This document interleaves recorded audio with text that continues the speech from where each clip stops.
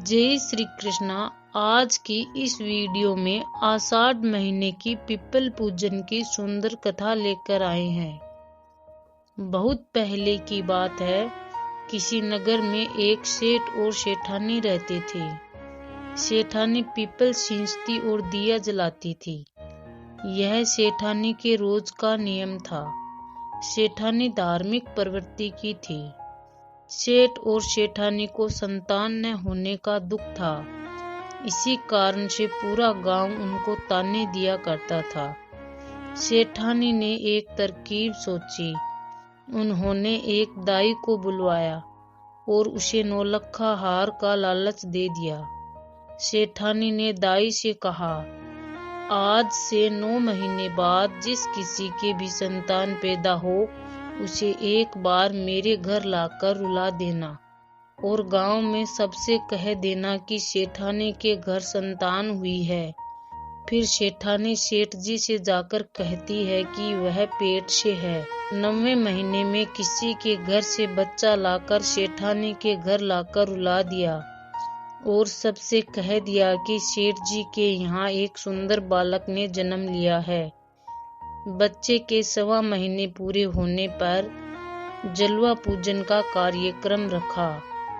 पालने में बच्चे के स्थान पर कटार रख दी। जब सबने बच्चे को देखने के लिए कहा तो सेठानी कहने लगी, कमर को नजर ना लग जाए, इसी वजह से मैं बच्चे को बाहर नहीं निकाल रही हूँ। देखते ही देखते 6 वर्ष बीत जाते हैं, परंतु सेठानी अपने बेटे को किसी को नहीं दिखाती है। एक दिन सेठानी सेठ जी से बोली, सुनो जी, अब मेरा बेटा पढ़ने के लिए काशी जाएगा। सेठ जी ने सारे इंतजाम करवा दिए। सेठानी अपने बेटे को काशी भेज देती है और सभी गांव वालों को कहलवा देती है। दिन बीतते जाते हैं, बेटा 16 वर्ष का हो जाता है। सेठानी सेठ जी से कहती है, अब एक सुंदर कन्या देखकर मेरे बेटे की सगाई करवा दो। सेठ जी कहने लगे, कैसी बात करती हो?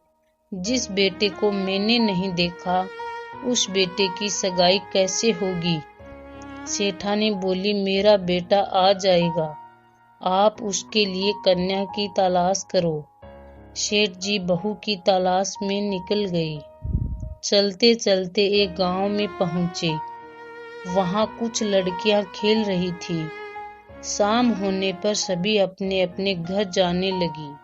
उनमें से जो लड़की सेठ जी को सुंदर व सुशील लगी, उसके पीछे पीछे गई। घर पहुंचकर उसके पिताजी से बात करके शादी पक्की कर दी और अपने घर लौट आई। शादी की तैयारी शुरू कर दी। सगाई में सेठानी बहाना बना देती है कि अभी मेरा बेटा काशी से वापस नहीं आया है। बेटे की जगह बेटे की कटार से सगाई कर दो। इसी प्रकार शादी में भी बहाना बनाकर कटार से ही कन्या का विवाह करवा देती है। बहू घर आ जाती है। रोज की तरह सास पीपल की पूजा के लिए जाती है। तब 7 कोठरी की चाबी बहू को दे देती है और कहती है, बहू तुम रोज एक कोठरी खोलना, परंतु 7वीं कोठरी को मत खोलना। अब जैसे ही सास मंदिर जाती है, बहू पहली कोठरी को खोलती है तो उसमें बहुत ही सुंदर सुंदर रेशमी कपड़े दिखते हैं। उन कपड़ों को पहनकर देखती है और बहुत खुश हो जाती है। दूसरे दिन बहू दूसरी कोठरी खोलती है तो उसमें बहुत सारे गहने देखकर उनको पहनकर बहुत खुश हो जाती है। इसी प्रकार तीसरी कोठरी खोलती है। चौथे दिन चौथी। इसी प्रकार वह 6 कोठरी खोलकर देख लेती है। 7वें दिन 7वीं कोठरी नहीं खोलती है। वह सास के मंदिर जाने के बाद घर के बाहर खड़ी हो जाती है। वहां उसके पास पड़ोसन आकर कहती है, क्यों बहू, अभी तक तुम्हारा पति काशी से वापस नहीं आया क्या? वह कहती है अभी तक नहीं आए हैं। पड़ोसन कहने लगी, बहू तुम्हारा पति काशी से आएगा भी नहीं। हम में से आज तक किसी ने भी उन्हें नहीं देखा है। हमने तो क्या आज तक सेठ जी ने भी अपने बेटे को नहीं देखा है। यह सुन बहू विचलित हो जाती है। दूसरे दिन जब सास मंदिर जाती है तब बहू 7वीं कोठरी खोलती है तो उसमें एक सुंदर मंदिर और पीपल का पेड़ दिखता है। घर में इतना सुंदर मंदिर और पीपल का पेड़ होते हुए भी सासू जी मंदिर क्यों जाती है? यह सोचती हुई वह पीपल के पेड़ के नीचे बैठ जाती है। तभी एक 17-18 वर्ष का लड़का पीपल के पेड़ से बाहर आता है। बहू उसे पूछती है, आप कौन है? वह कहता है, मैं तुम्हारा पति हूँ। वह बोली, आप काशी से कब आई? वह बोला, अभी आया हूँ, परंतु तुम माँ को मत बताना। बहू ने कभी अपने पति को नहीं देखा था, इसलिए उसे पति मानकर बातें करने लगती है।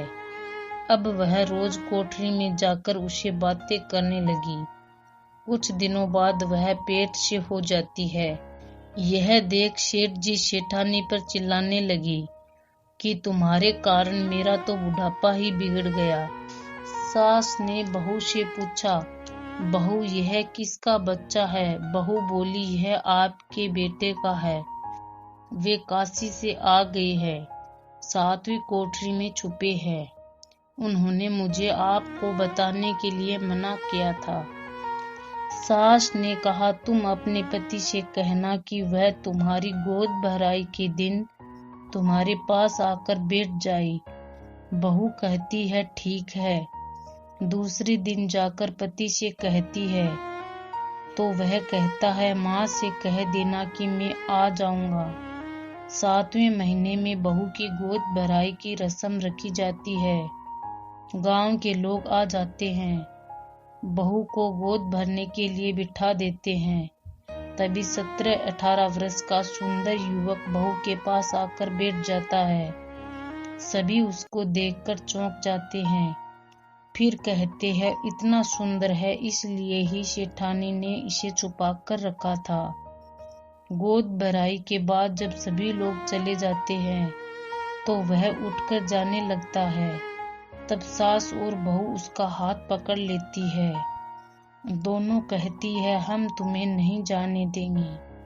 तभी पीपल के पेड़ से भगवान विष्णु और माता लक्ष्मी प्रकट होते हैं और कहते हैं, सेठानी यह तुम्हारे पीपल सींचने और दिया जलाने का पुण्य है, जिस कारण से हमें तुम्हें यह युवक दे रहे हैं। सेठानी वे बहू दोनों हाथ जोड़कर खड़ी हो जाती है। हे विष्णु भगवान, हे पीपल देव, जिस प्रकार से आपने उन पर कृपा करी, उन्हें पुत्र दिया, वैसे ही आपकी पूजा करने वाले सभी पर अपनी कृपा बनाए रखना। बोलो विष्णु भगवान की जय।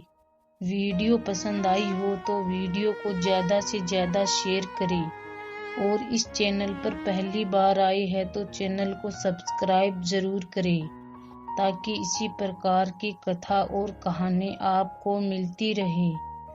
धन्यवाद।